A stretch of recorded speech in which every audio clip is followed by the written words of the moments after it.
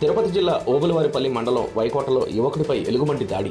యువ రైతు అరటి తోటలో పనిచేస్తూ ఉండగా హఠాత్తుగా ఎలుగుబంటి కనబడింది. యువకుడు ఎలుగుబంటి నుండి తప్పించుకునేందుకు చెట్టు ఎక్కే సమయంలో ఎలుగుబంటి ఆ యువకుడు కాలు చిక్కడంతో తీవ్రంగా గాయపరిచింది.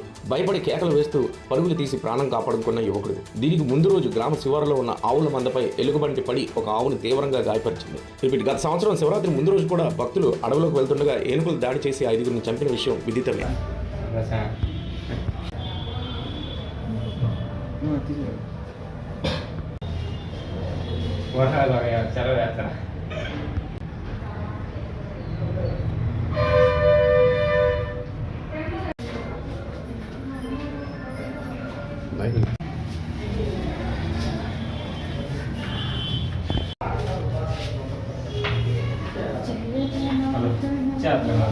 మళ్ళా దాని జోలికి పోవాలండి ఒకట దాని కట్ట చేర్చాలండి ఒకట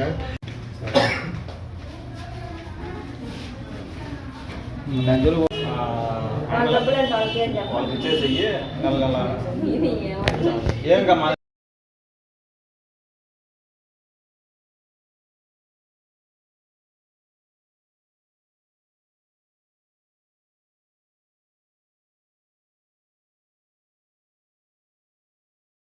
గుడ్డు వచ్చి మా గుడ్ల మీద పడింది. అది వచ్చి ఏమంతా చీల్చుకొని దాన్ని రొమ్ములు పాలు పిండేదానికి కూడా లేదు అవకాశం దానికి. అదే మాదిరిగా బేగాల కుమార్తె చేలో పని చేసుకుంటాను ఆపుతుంది. ఒకరోజు దావలేక వచ్చేసరికి మమ్మల్ని చూసి చక్క మమ్మల్ని పరిగెత్తింది. మా మీదకి పరిగెత్తింది. అప్పుడే చూసాము చెట్టుకి పక్కన ఒక మంచి బయలుదేరి కింద పడిపోయాను.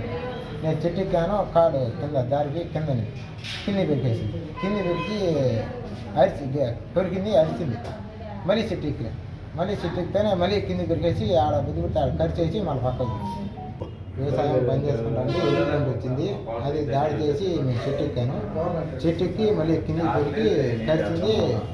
అక్కడికి మళ్ళీ వెళ్ళిపోయి మళ్ళీ అది పోలేదు. మళ్ళీ దగ్గరికి వచ్చాక ఈ కాలు రక్తం కట్టంటే నేను పరిగెత్తుకుంటా దావలేక వచ్చేసాను. మళ్ళీ పని చేసుకుంటా అంటే ఎలుగుబంటి వచ్చి అది దాడి చేసింది. చాలా ఘోరంగా చేసింది.